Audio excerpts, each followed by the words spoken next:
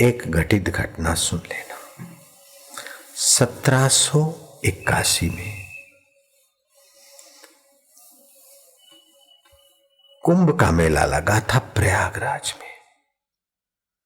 काम कौतुकी जाति के लोग साज, ताल, राग, रागिनी में बड़े मशहूर और भगवत भक्ति के सिवा कोई राग नहीं गाते।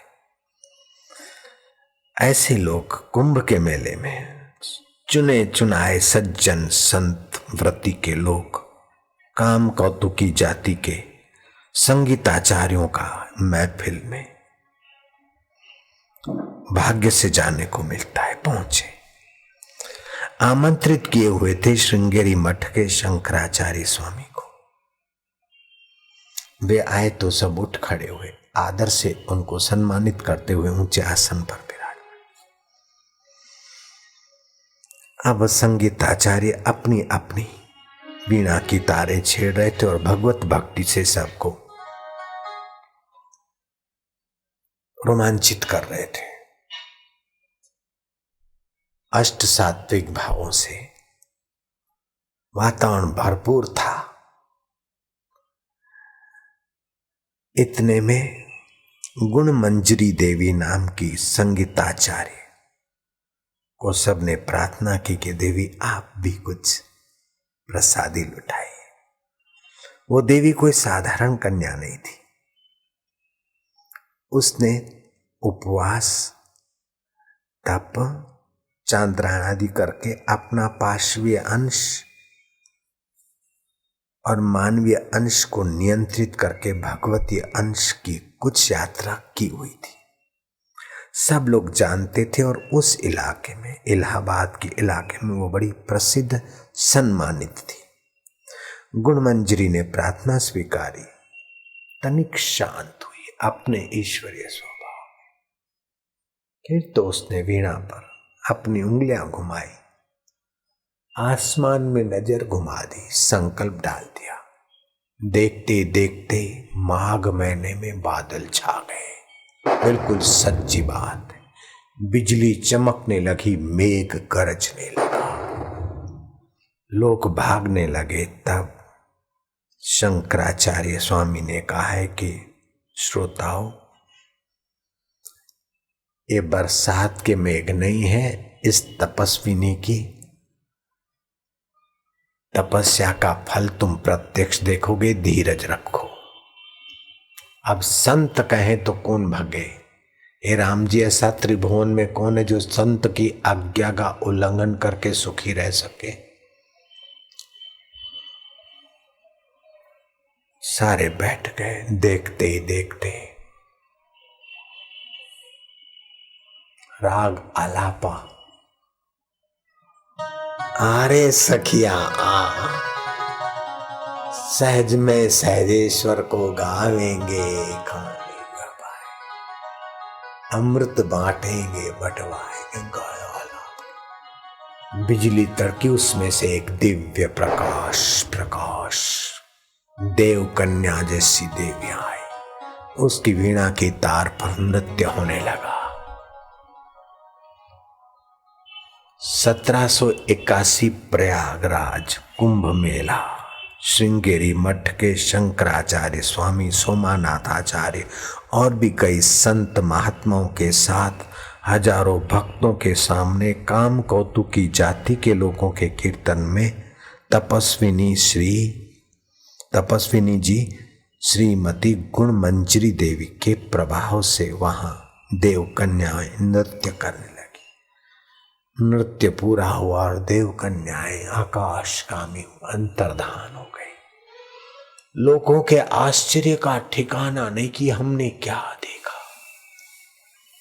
तब श्रृंगेरी मठ के शंकराचार्य स्वामी सोमनाथाचार्य ने कहा कि इसमें तुम आश्चर्य ना करो।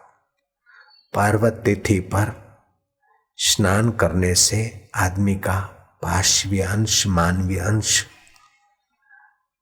दबता है, देवी अंश जगता है, इसलिए उसको पुण्य पर्व कहा गया है। माघ महीने, कार्तिक महीने के स्नान में पुण्यदायी स्नान माना गया। तीर्थ स्नान पुण्यदायी माना गया। इससे ग्रह नक्षत्रों का प्रभाव पड़ता है अपने चित्त पर। तुम जानते थे ये कौन थी देवियां? ये देवलोक से आई थी और गुणमंजरी की सखियां थी। सभी भारतवासी पूर्व काल में देव पुरुष थे। भारत भूमि में आकर संयम साधना करके अपना ईश्वरीय अंश जगाना चाहते थे, लेकिन समय के फेर से यहाँ के खान पान, स्पर्शास्पर्श, सोच विचार छोटे होने से वो अपना ईश्वरीय अंश तो वहीं रह गया, देवत्व भी गुमा बैठा है। लेकिन इस तपस्वी ने अपना देवत्व जगाया तो अपनी सखी को बुलाकर नृत्य करा के दिखा दिया। तुम भी अपना खान पान और स्पर्श भक्त जनों के बीच शोभा दे, ऐसा करो। अभी तुम देख पाए इस देवी को कि तुमने स्नान, दान, जप, सुमरन करके अपने कल्मश पापन क्षीण किया है, इसीलिए तुम देख पाए हो। इसी कुंभ में एक दूसरी घटना घटी। माघवधी अमावस्या, ये माघ कृष्ण त्रयोदशी, वो माघवधी अमावस्या, त्रिवेणी धारा, तेज पानी, गंगा, यमुना और सरस्वती का पानी कितना तेज बहाव है, उसमें कमल का फूल बहता था। जो त्रिवेणी धारा के नजीक आया, गुलाबी कमल दे दीप्यमान रुक गया। पानी में बहता आया कमल, और वहां कमल रुक सके ये संभावना नहीं।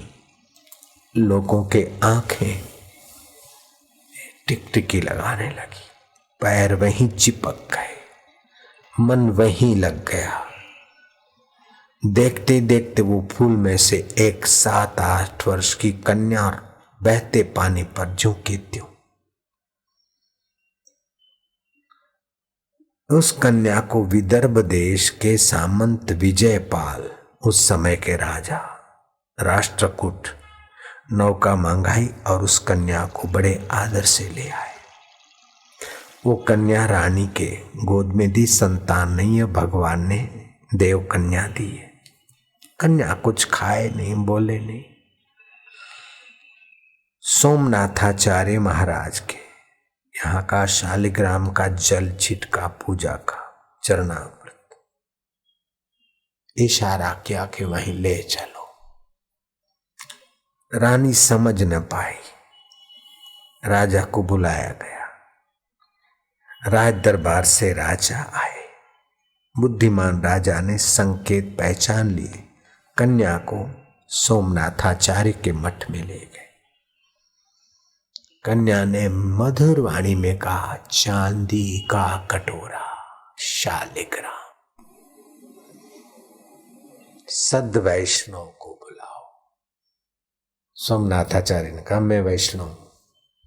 बोले नहीं, सद वैष्णव को बुलाओ। आप अभी वैष्णव है, सद वैष्णव होने के रास्ते हैं, पूरे को बुलाओ। डंडेरा पिटा गया कि कोई भी वैष्णव हो संत तो आ जाए। टिल्ले टपके वाले साधु बहुत आए। कुछ अंश में वैष्णव होंगे, लेकिन पूर्ण वैष्णव की पहचान क्या? इस कटोरे में शालिग्राम विराजमान है। वैष्णव उसमें दृष्टि डाले। मठाधीश ने दृष्टि डाली, शालिग्राम ने कटोरे की पेंडी छोड़ी, लेकिन आंख ऊपर तक नहीं आए, थोड़ा सा कटोरे के तले से ऊपर आए। फिर दूसरे वैष्णव के लिए भक्त घूमे। एक गुदड़ बाबा, कोई टिल्ला टपका नहीं, उनको प्रार्थना किया, आप चलो। बोले हम कोई साधु हैं, हम कोई वैष्णव हैं, छोड़ो, हमारी मजाक करने के लिए बोलते, हम भाई कहाँ जाने। नहीं महाराज, आप कृपा करके चलो, ऐसे ऐसे कन्या है और ऐसा ऐसा ऐसा बताए। बहुत आग्रह करते तो चले चले। गुदड़ बाबा गए। सोमनाथाचार्य ने उठकर उनका आदर स्वागत किया। दूसरे साधु बोलने लगे, हद हो गई, ये गुदड़ी पहन के घूमने वाले मवाली, इसका भी बड़ा आदर कर रहे हैं। क्या है आज हम इतने साधु हैं, किसी को साधु नहीं मानते और ये बड़ा साधु कुछ का कुछ। भाई ये भी चलो देखें खेल, क्या राम जी की मर्जी। सोमनाथाचार्य ने गुद्दड़ बाबा को उस कन्या और कटोरे के पक्ष में बिठाया। बाबा आंखें बंद करके बैठ गए। बाबा को प्रार्थना किया गया कि कटोरे में आप दृष्टि डालिए। बाबा मैंने दृष्टि डाली तो शालिग्राम ऊपर आ गए। जय हो जय हो जय हो जय हो। शालिग्राम भगवान की जय, सत्य सनातन धर्म की जय, भारत माता सपूतों की जय, गुदड़ी में छुपे सच्चे हीरे सच्चे लालों की जय जय। तब उस कन्या ने कहा कि बाबा मेरे को आप चरण रज लेने दीजिए। सीताराम कहो ये क्या करते। तब कन्या ने अपना रहस्य बताया कि बाबा मैं वैष्णवी देवी हूं, लोग जाते हैं दर्शन करने को, मैं वो वैष्णवी देवी हूं। मैंने जहां तप साधना किया था उस गुफा में, पहाड़ी में है, लोग दर्शन करने को जाते, मैं वो वैष्णवी देवी। कुंभ के पर्व पे मैं नहाने को आई थी, लेकिन मासिक धर्म का नियम न पालने वाले, झूठे मुंह वाले, स्पर्शास्पर्श के संपर्क वाले व्यक्तियों के प्रभाव में आकर अलोप होने की, अंतर्धान होने की मेरी विद्या कुंठित हो गई है, मेरी तपस्या। आप सद वैष्णव, अगर आपकी चरण तुल्य चरण साध के तो दो पी, अर्प साध को अपना जी, उस साधु में क्या ताकत होती। आप अपनी चरण रच दीजिए, मेरे में अपने अलोप होने की, गगनगामी होने की शक्ति जागृत। मानो हम दही दें तो फिर हमको ले चलेगी। बाबा ले तो चलूंगी, लेकिन ये मैली गुदड़िया जो आपने ढांक रखी देख, लुटिया और गुदड़िया छोड़नी पड़ेगी। बोले ना, ये तो साथ रह गए, अगर इनके साथ नहीं ले चलती तो हमें नहीं आना है, हम तो ही चले। अब मन से भी बोले अच्छा बाबा हम सब बातें आपकी मानेंगे मेरे बाप, आप हमें अपनी चरण रखिए। बाबा ने दी। देखते देखते वैष्णवी देवी कथा कहती है, माघवदी अमावस्या त्रिवेणी धारा कमल जैसी दिव्यता में से प्रकट हुई कन्या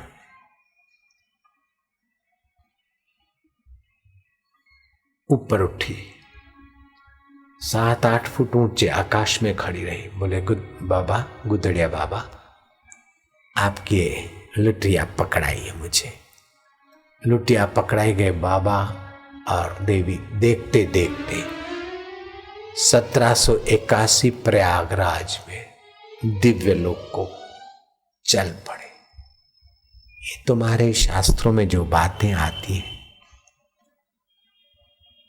इसको समझने का विज्ञानी दिमाग में आज कहीं कहीं सज्जन लोग समझते नहीं, तो वो ऐसी सी बातें कि आज आदमी आश्चर्य करता है, इतना नीचे आ गया है। महाभारत के युद्ध में द्रोणाचार्य मारे गए, पिता की मृत्यु देखकर अश्वत्थामा बौखला गए।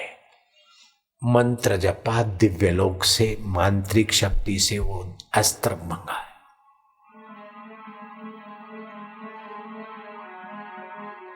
मंत्र को अभिमंत्रित, अस्त्र को, नारायण अस्त्र को अभिमंत्रित कर रहे हैं।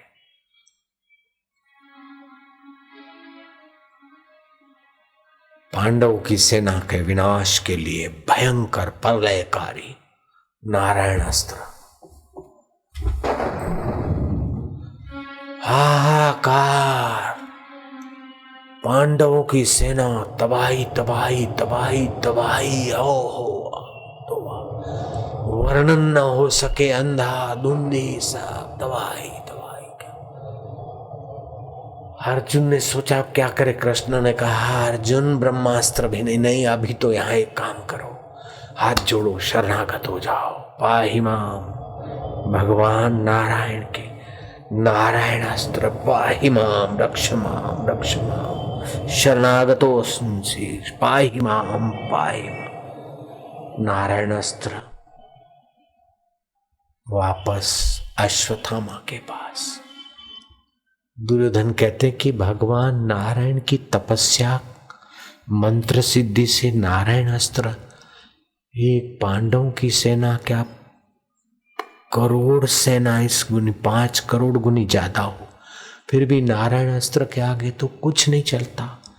ये खाली कैसे, ये जिंदे कैसे रह गए पांडव? बोले उन्होंने शरणागति स्वीकार कर ली। इस अस्त्र की ये शर्त होती है कि अगर कोई शरणागत हो जाए तो ये अस्त्र वापस आ जाता है। भगवान जैसे शरणागत की रक्षा करते से भगवान का यह दिया हुआ अस्त्र भी शरणागत की बात मान लेता है। क्या आज का विज्ञानी ऐसा बम बना सकता है क्या? अफगानिस्तान वाले तोबा करे और वापस आ जाए। अरे कई अफगानिस्तान में बेचारे कहर के बमों ने कहर बरसाया और कहर के शिकार हो गए। ये अणु युद्ध जो हो जाएगा तो आप हाथ जोड़ोगे तो क्या वापस चले जाएंगे वो जीव लेवा? नहीं। ऐसी सी विद्याएं तुम्हारे ऋषि मुनियों की परंपरा में थी। तुम अपनी महिमा भूल गए हो। मंत्र दीक्षा से आप दिव्य सृष्टि के साथ जुड़ जाते हो। मंत्र जपते ही छू मंत्र हो जाए ऐसी भावना मत रखना, लेकिन दिव्य कण बनते बनते आपको अपनी दिव्यताओं के अनुभव होने लगेंगे। 4 प्रकार के जापक होते हैं। एक होते 4th क्लास जापक। हरि ओम सीधा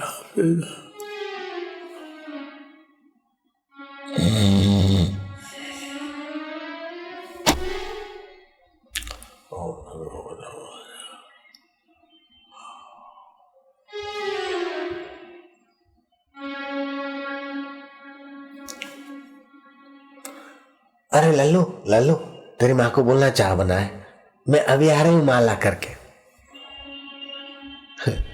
रस नहीं आ रहा है, आलस्य और मनुआ भागता है। 4th क्लास जापक मंत्र दीक्षा ली, प्राणायाम किए, जप कर रहे हैं, 10 माला हो गई, हाश नौकरी से छुट्टी। 3rd क्लास जापक, लेकिन करता रहे। धीरे धीरे पाशवी अंश नष्ट होगा, कम होगा, मानवीय अंश का सत्व बढ़ेगा। फिर 10 हो गई तो हो गई, 11 भी कर ले। तो माला कर दी, उठने की मर्जी नहीं होगी। थोड़ी देर बैठे रहना चाहिए, जल्दी उठना भी ठीक नहीं है। माला करने के पहले गुरु का, भगवान का मानसिक पूजन करके करेगा माला। छुट्टी के दिन ज्यादा देर बैठेगा। 2nd क्लास जापक, 2 नंबर का जापक, ध्यान योग शिविर में आएगा, कुछ साधना का रस लगेगा। अब लगेगा कि ज्यादा बात करने की, सुनने की, फिल्म देखने की कोई इच्छा नहीं होती। मन में शांति, दिव्य अनुभव होने लगेंगे। ऐसे करते करते मद भक्ति लभते पराम, पहले नंबर का जापक हो जाएगा। मंत्र के अर्थ में मन ठीक। ऐसा पहले नंबर का जापक व्यक्ति अगर सत्संग कीर्तन करते हैं, उसमें लाख आदमी आ जाए तो पहले नंबर के जापक की आंखों से जो वेव्स निकलेंगे, मुंह से जो वाणी निकलेगी, रोमकूप से जो वेव्स निकलेंगे, लाख के लाख आदमी उनके सत्संग कीर्तन में पवित्र होकर ही रहेंगे। ऐसा उत्तम जापक का प्रभाव होता है। इसी को नानक जी ने कहा, साध जना मिल हर जस गाइए।